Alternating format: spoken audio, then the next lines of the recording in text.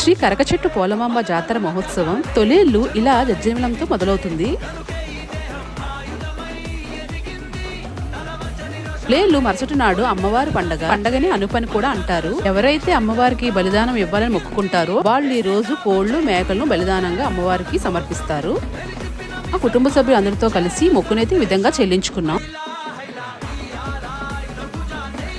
చాలా మందికి బలిదానం తప్పుగాను బాధాకరంగాను అనిపించదు. కానీ అమ్మవారి కోసం తెలిసిన ఎవరికైనా అమ్మవారి యొక్క సంహారం రక్త సంహారం అని అందరికీ తెలుసు.